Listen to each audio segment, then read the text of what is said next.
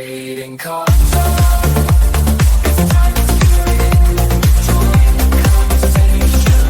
Take a journey into the trading card hall.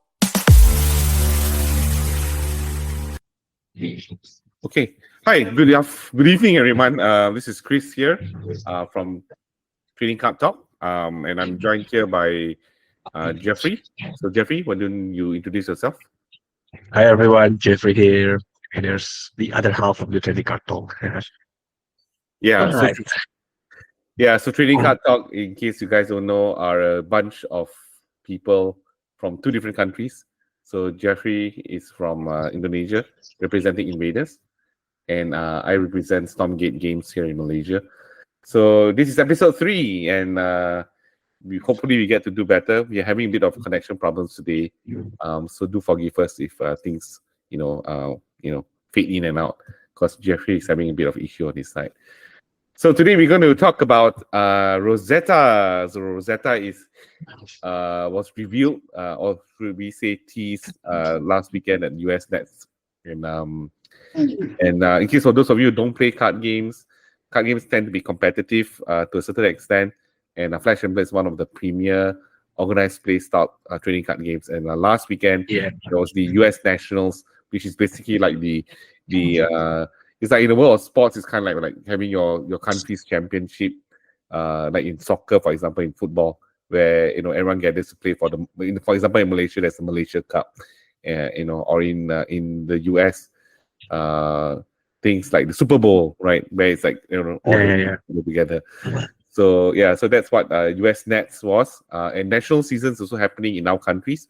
So in Indonesia, it's happening next weekend, this coming weekend, and Malaysia. I think it's in Indonesia. It's on the 22nd of June, so this Saturday. And in Malaysia, and in Malaysia, it's happening on the 28th to the 30th, and it's happening at our frenemy in Victor's Forge. It's very nice. weird. Yeah, in this business, it's kind of weird because when we're in this business, we are kind of friends and also competitors at the same time, right? So it's happening in Victor's Forge next weekend on the 28th to the 30th, and all the best players are going to be there. So it's going to be quite exciting for us all. So we'll talk about we'll talk about nationals later. So today, the first order of business is actually to talk about Rosetta, right? Which is an exciting reveal that was teased at the end of the finals. After the finals was over in US Nets, where Zen destroyed KO. So that was pretty disgusting. They highlighted the strength of Zen in the US Nationals. Right. Three of them was in top 8, right? And then after all the hype in the Nationals, they just dropped the teaser for Rosetta. So for everyone that doesn't know, in games like this, in card games like this, they regularly put out new sets to keep the game fresh, to mix up the meta. Like recently, we have the part of Mistveil, and it shakes up the meta, seeing that a lot of those actually are quite popular and quite strong, right? In the US Nationals. I think the heroes in part of Mistveil definitely have changed things. And for those of you who don't play card games or don't even play video games, this podcast is meant to be friendly for anyone who wants to explore trading card games, right? And so the meta basically means the heroes that are popular during that a particular season in the game. So that the reason why this happens is because, of course, for the card companies, it makes money for them, true. But other than that, I think for us, or those of us who play these games, it keeps things fresh because there are new heroes, new things to explore, and it's just something that just keeps the game exciting. Rosetta was just revealed, and the reason why Rosetta is so exciting for some of us is because Rosetta is going to be an all magic type set. So in the game of Flash and Blood, so in the game of Flash and Blood, that when you play the game, it's because the game is basically about two different heroes who fight each other, right? And there are two types of damage in the game. So one damage is physical damage. So you could picture it like two people punching each other or kicking each other. So that's one type of damage. But in this game, there's also what we call arcane damage. So arcane damage means you are taking damage from magic spells being cast at you. And this new set that's coming out in September is going to be a all arcane set, which means that all the heroes in there are going to be able to do arcane damage. And that's something that when you play this game, especially those of you who play the regular damage heroes, you're going to feel very threatened by it, because you're going to have to actually accommodate for these magic damage heroes. And that means that when you play the game, your equipment that you use has to be swapped out to be arcane barrier. Arcane barrier in this game is basically a type of equipment that allows you to stop arcane damage, right? And that's going to change things up a lot. And there have been 4 heroes revealed so far. 4 heroes, yeah. Yep, 4 heroes. So there's Florian, 2 Rune Blades, 2 Rune Blades, 2 Rune Florian, Blades and 2 Wizards. Aurora, Auxilio, and what's the other wizard? Verdance. Verdance, right? Who looks like Poison Ivy. Yeah. So yeah, I mean, the other exciting thing about this set is that they revisit the theme of Arya. So for those of you that has only joined Flesh and Blood now, we have the older set that have this similar theme, which is called the Tales of Arya. It's where we explore the world of Arya and the talents or elemental talent, and where you have this essence of elements, earth, lightning, and ice in the original Tales of Arya. And now we revisit the region of Arya, but we only have lightning and earth. Yes. Earth and lightning, interesting. And that actually, the morning when I saw the review, I basically had to go to my website and change all the prices of some of my cards. Some people got really good deals because I missed some of the cards. But So for again, I mean, like I said, this the whole point of this podcast is actually to make it friendly for new people exploring Flesh and Blood. And in Flesh and Blood, the way you build the decks that you build, you basically choose a class. Like, so if you play a role-playing game, you choose like warrior and guardian or whatnot, right? So, but there's also this added element of what we call talents. And in Flesh and Blood, the way you build your deck is also dependent on talents as well. So talents basically could mean a different type of card or card pool that you access to. So in the case of Arya, Tales of Arya, it was elemental. It was called elemental. So you had your elements you can choose from as talent. So in Tales of Arya, there was earth, ice, and not fire, earth, ice, and lightning, right? Lightning, yeah. And now that we are coming up with this new set, they're just going to focus on earth and lightning. So no ice. I think they haven't figured out what to do with ice, so that's why it's now lightning. And it's been quite a few years. Ice was like a bit too aggressive, and I think we revisit Earth and Lightning, but the way they take each hero only commands one element.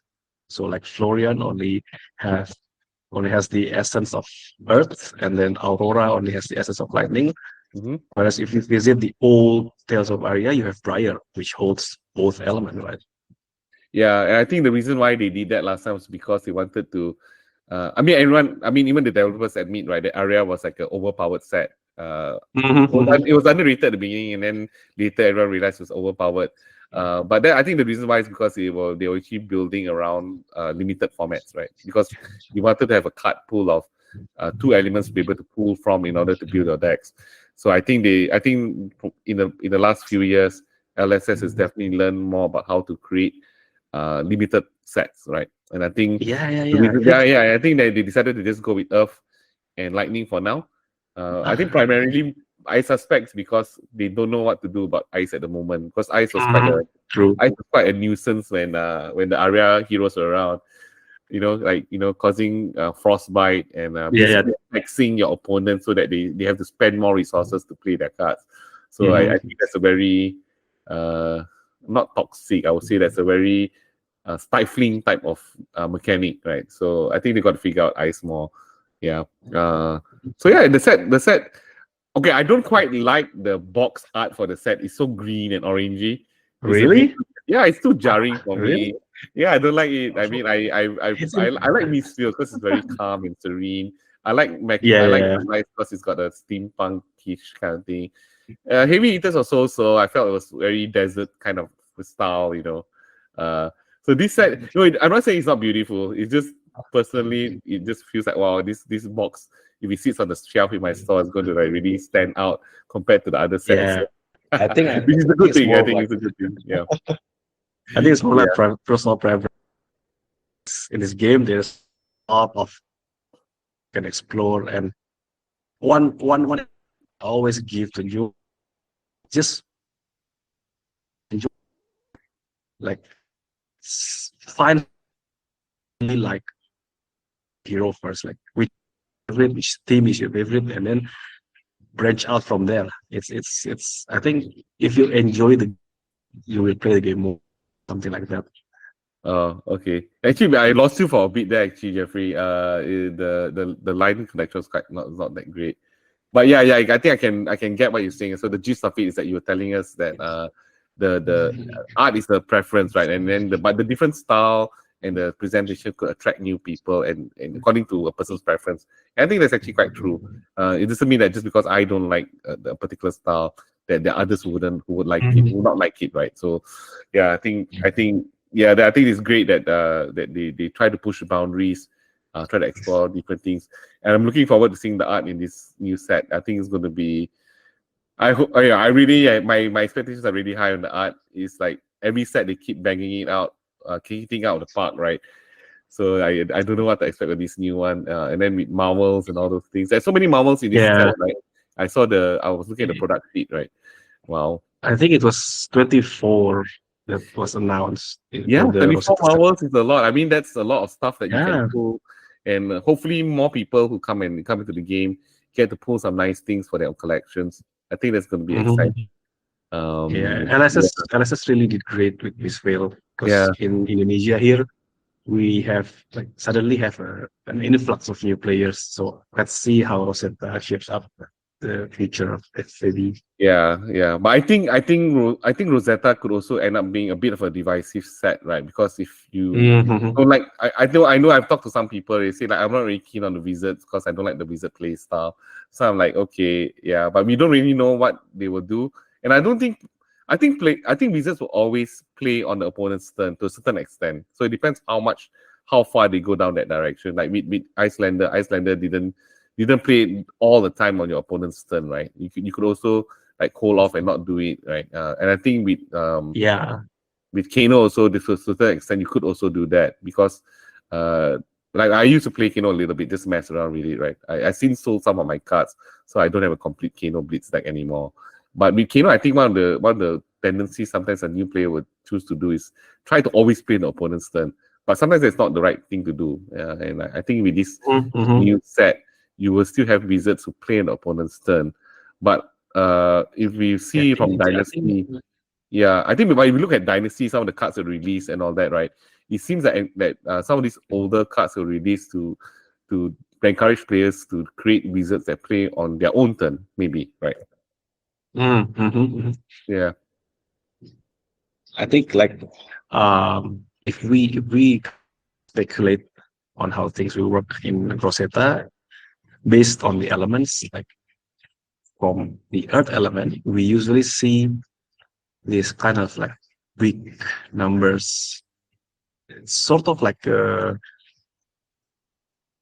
hit big mm, yeah, kind of maybe, playstyle. Okay, yeah, for lightning, it's like chaining out smaller attacks, but in more maybe. quantity. Mhm. Yeah.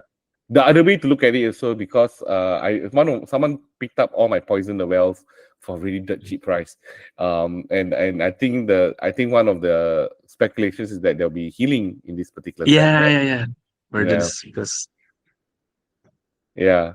So yeah, a couple of players came to the store today. We were chatting, and then they were talking about, yeah, we're going to start running CJ of Solace or Rainbow copy. So CJ of Solace in the game is actually a card in Flesh and Blood that allows you to heal your hero, right? So the red version of the card heals for 3, the yellow heals for 2, and the blue heals for 1. So maybe I don't know. It's nice to speculate what Rosetta could be. Yeah. Yeah, I saw that the price of the Poison the Well card was 24 US. Oh It's my God, crazy. the guy who picked up the copies actually got it at a good steal at my store. Ah, Oh my God, I missed out on that particular card because that was not a card that was at the but top of my mind when I was changing the prices. yeah, Oh well, I but, mean it is yeah. what it is for But figures. for So. me, it's like I think Poison the Well $24 is a bit overhyped. I think it should probably uh go down in price once we know the actual hero ability of Verdun in the upcoming Pro Tour Amsterdam. I think they announced that they will reveal the hero abilities of the wizard heroes in Pro Tour, right? Okay. Well, at the end of the day, I mean that's the danger of doing singles, right? And anyways, yeah. Sure, I think so. And I think the cool thing is that Rosetta Thorn was a pain for a lot of us, right? And the set's called Rosetta. I'm like, why? Bring Yeah. back Rosetta Thorn. No, Rosetta Thorn. No, bring back Dust Blade. Dust Blade would be. Dust Blade didn't even get a chance to go into the game. I got a cold for Dust Blade. What a shame. Yeah. That's So, what, yeah, I think I so. mean, Yeah. Mm. with the release of Warmonger, that split shouldn't be like too much of a problem. Well, we'll see. But Dust Blade is still the ban list, right? Yeah. Okay. Anything else you want to share about Rosetta? I think we don't have much information. We do know some of the heroes. I think the art is quite striking in this particular set from what we've seen so far. Yeah, Yeah, I think it's vibrant. very I think vibrant, right? for the theme are now in Rosetta, but the cycle of life all about um, to death, but um, it's about the cycle of life. Sorry, but Florian is about um, what, um, decay, decomposing, and then for that's just shouts about life and rebirth. Okay. Well, Jeffrey, your connection is kind of bad today, man. I think Oh no. let's try to keep the episode a bit shorter so that we can figure out how this internet connection thing can work out. Yeah, I'll that's try, a I'll try. shame. Yeah, you have a lot of interesting thoughts that I can't even hear. Yeah. Yeah, let's talk more about Rosetta. Let's figure this out another time. We can maybe do a test run and see how we can fix the connections. But I think for today, let's try to keep the episode a bit shorter so that we can cover the topics we want, which has much clarity for the audience. So the second part we wanted to talk about is actually with regards to Mistveil. So far, what's been your experience? I've been playing a little bit with some people casually, not in Amrim because the stores we have been pretty busy or tired sometimes in the store. So just like a couple of days ago, I was just messing around with. I was just yesterday. I was playing my Techno Lawson against a player who had a fully built out new deck, right? And it was quite interesting to play against, and I think very powerful because the ability to banish cards from the stealth cards that Nu plays, meaning that for those who don't play Flash Bird, banish means the card goes into this zone in the game called the banish zone, and Nu's ability allows you to play those cards when she uses her ability by using this this mechanic called transcend, and then she can attack you with the cards that she banishes, which means that all those cards that go into the banish zone she can use against you as cards that she can attack you with, right? And wow, that was really nasty. And then she had some cards that really could do the double reaction quite easily, and suddenly she'll get all that damage, and then she can disrupt my hand, right? Like she can look at my hand, take a card and banish it and all that. So that was quite a interesting time to play against Nu. Really, really Yeah, fun. Really fun, right? Yeah. all the Mistveil heroes are really fun. Yeah. I played Enigma a lot, like on the day of Oh. release. Uh-huh, uh-huh. I brewed and then we watched really closely about the results of the tournaments that happened recently. Mhm. And I am that I have found that I am confident like to play. And as of today, I have all the marbles. Wow, Yeah, you have all the marbles for Enigma. That's yeah, awesome, man. yeah. This is gonna be a beautiful deck. This is this is actually the marbles for myself. Like in this flesh and blood, in flesh and blood, you have this marbles and it's sort of like a full this cold foil variant full art. I'm hunting high rarity cards usually or low rarity. Okay, are you planning to?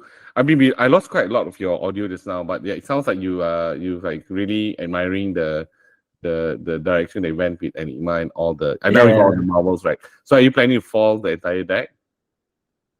yeah, yeah. You are. The Okay. the the, the marvels in Mistveil is just the art is just so good. I really So yeah, are like you it. going to fall the other cards, all the other playable cards like the commons and the rares and the majestics? Hmm. You are, right? I hope you are. That would look beautiful. Correct. Yeah, I'm filling up the gaps for my own fall project. So with Teklo Watson, I finally caved in and I actually contacted Hamel Patel over in the US, and he's Uh-huh. helping me. Yeah, he's helping me get the 3 remaining marbles I need. I'm also helping another player to get some stuff for his new deck for the falls and Codex of Blood Rot. Rainbow Fall is looking for 3 copies actually. So yeah, a bit of pricey cards are coming in soon. So yeah, so I think my Teklo Watson the next time I meet you probably be fully fall. Yeah, I just need a few more comments from Arcane Rising and I'm done. Nice. Yeah, so that's my fall project. I don't know what to do next. We'll see. I just bought a couple of brute cards, some of the latest brute cards, so that my store manager can start playing the game. So I'm building him a competitive deck. Yeah, he can't afford a deck right now, so I'm just basically using my own cards to get him into the game so that he can actually help customers better. Yeah, but Mistveil is a really fun set. I'm really enjoying it. I also played against Teklo wasn't crap against it's really lousy against Enigma. Because I had a build. I had a build built based off LSS. LSS actually had some sample deck list, right? So I built a simple Mhm. blitz deck. And Teklo is not very good at blitz. So we were just playing blitz, and then my customer slash friend was playing Enigma blitz, right? And like the board state was incredible. Like she had so many. My friend had so many. He had so many. Using Enigma, he had so many spectral shields on the table and all these auras, right? I think he had maybe like 8 auras on the table, and then he had that Miragai card that could increase counters as he keeps hitting you, right? Or as auras keep emerging. Oh my god, he was like hitting me for like 18 damage, Yeah. and Teklo wasn't to If do you, nothing because that build Mhm. that I was playing was meant to be a bit tanky and just hit one time to so I can banish armor pieces to armor up, right? And that deck could not play. I could not play at all against Enigma. It was crazy. Like the bot state was Yeah. incredible. Yeah. If you don't have any reliable way to clear out Enigma's word, think real bad, real fast. And I don't think the person has the tools right now to kind of like clear out Enigma's word. So Yeah, well, actually, you can. I think because the build that I was playing was built around like tanking them. I mean, blocking damage or Mhm. tanking damage, and then hitting out. Right. If I just use my CC build, gotten rid of few cards, and just played a more mid-rangey type. I don't know whether it's mid-rangey or not. I call it mid-rangey because my CC build is actually filled with a lot of boost cards. So when I attack, I can actually go wide and Mm. inflict damage on the hero on the opponent, and then at the same time, be able to have armor pieces go into the bandage zone, so I can also armor up at different points of time in the game, so I can singularity, right.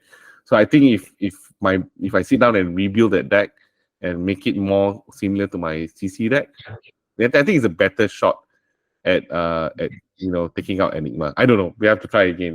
But I'm so lazy to go rebuild my deck, so we'll see. Yeah. Yeah. And I also played a game against Zen, and even though the Zen, my friend Zen, it wasn't a fully built Zen. Mostly had all the cards ready, and even though he had some clunky hands, he still managed to beat me down. Like Teklo Watson was, not doing that great against Zen. Oh my god. Yeah. Zen Yeah. is just so strong right now. And I think the interesting thing about Zen is that you have these two different ways of building the deck. Like one variant of Zen is focused more on the crouching tiger combos, Mm-hmm. and the other one you build more more like lean towards the bonds of ancestry combo. Yeah. Yeah, correct. I think the build I played against was using bonds and ancestry. So okay, for coming back to those who do not play Flesh and Blood, Zen is a new ninja, and when you play Zen, his cards allow you to create what we call a crouching tiger, which is like a token that you just gets created in a way in the game, right? So that you can then take that card, put it in your hand, and then using that card, you can enable your deck to do nasty damage, right? Because you will play. So, for example, you will play one card that allows you to create a crouching tiger, or you can use Zen's ability to create a crouching tiger. And then this crouching tiger is like a token card that you can put in your hand. And then when you play that card, you can sometimes come in for 0 damage, which is like, oh, what the heck, what's going on? 0 damage. And then another card will be played after that hits you for like 5 damage or 6 damage, which is a lot of damage in this game. And Yeah, Nu's play and sorry, not Nu, but Zen's play pattern tends to do that. And then he also can use the crouching tiger to enable this super powerful card in the game called Art of War, which allows you to draw 2 more cards. So he would like create the crouching tiger, he will banish the crouching tiger using Art of War, and then he will draw 2 more cards, and then he will inflict more damage on you. yeah. That's So you basically just draw two cards for free, and Yeah, correct. Yeah, and yeah, that's right. He actually basically this Art of War for free using this token that if it's not powered up, it actually attacks you just for 0, right? and the interesting Yeah, part is that when you attack with Cracky Tiger, it has 0 power, and it correct. will deal like literally no damage to your opponent. Yeah, But correct. the thing about ninjas is that they have this mechanics, game mechanics called combo. Yeah, And what attack you earlier, it usually gets bonus effects. yeah, correct. That's how Zen plays. And I watched the nationals and the US nationals finals, right? The match between the KO player versus Mhm, the Zen, ultimately the champion, right? And like mhm. that, I think one thing I noticed about the champion who won the US next, he was actually quite disciplined, right? I think the tendency sometimes when you play against another aggressive hero is that with KO's hitting you for a lot of damage every turn, correct? And sometimes the tendency will be like, oh, why don't I just use all my armor pieces to block first so I can get value from the armor? But he didn't, I mean, he basically took damage and he was patient. Yeah, And then on the turn when in method, right, then he used the armor that basically protected his arsenal. And after that's when he won, right, using the next turn to be able to defeat the KO player. And I think that's a yeah, lesson for